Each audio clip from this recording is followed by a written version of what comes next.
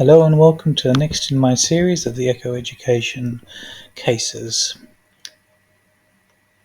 The case I'm looking at today was actually one involving a patient that had a left ventricular to right atrial fistula and also a false aneurysm in the actual inferior wall, which I just got pictured over on the right there.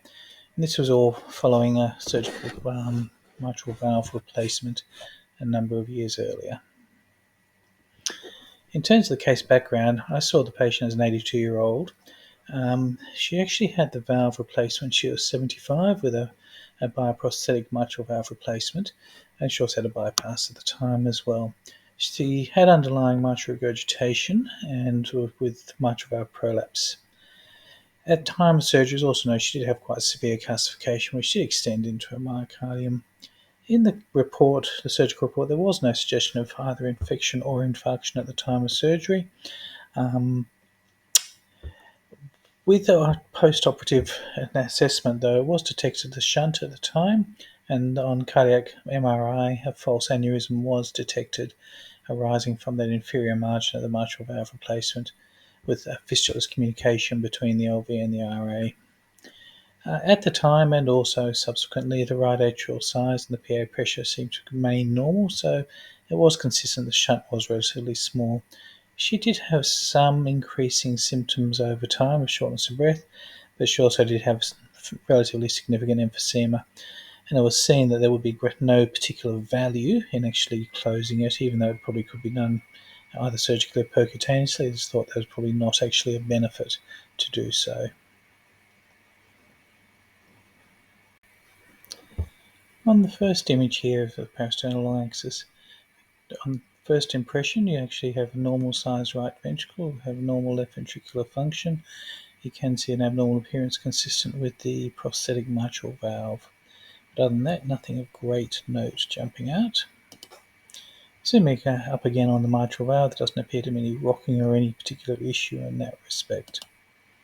And similarly with colour flow, no significant prosthetic regurgitation or increased forward velocity obvious from that first view.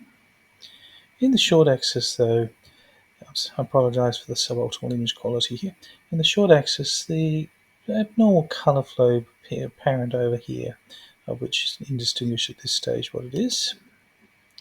Just another view where you just seem to have a little bit more prominent flow going across.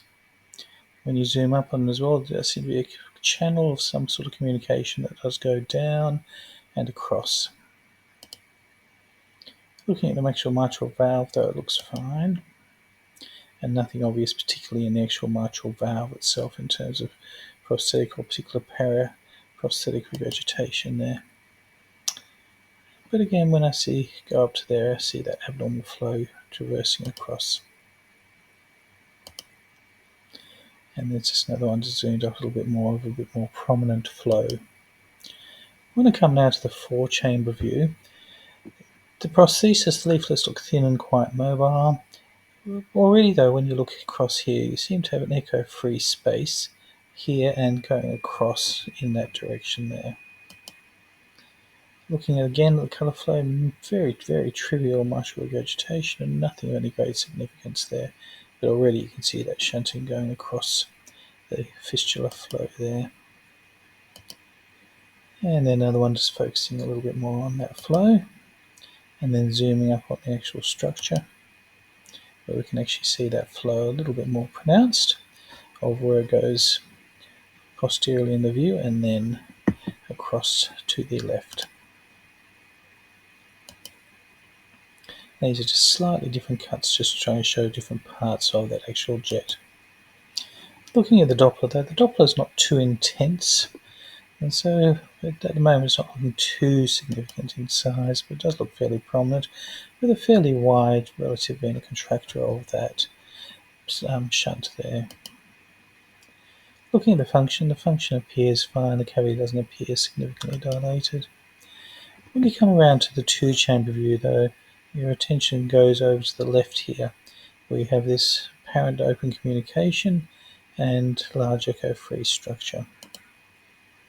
Here it is in relation to the extended two-chamber view, where you can actually see that structure much more clearly.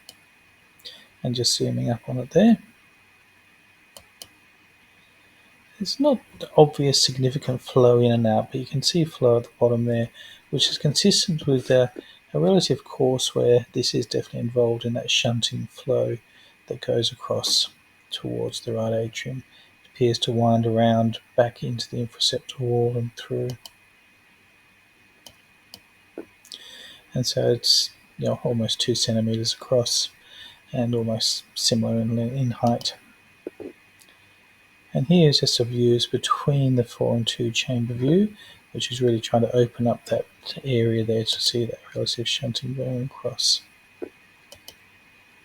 When we now look at the 4 chamber view, again we have a similar impression of this relative echo-free space going across between the left ventricle here and the right atrium.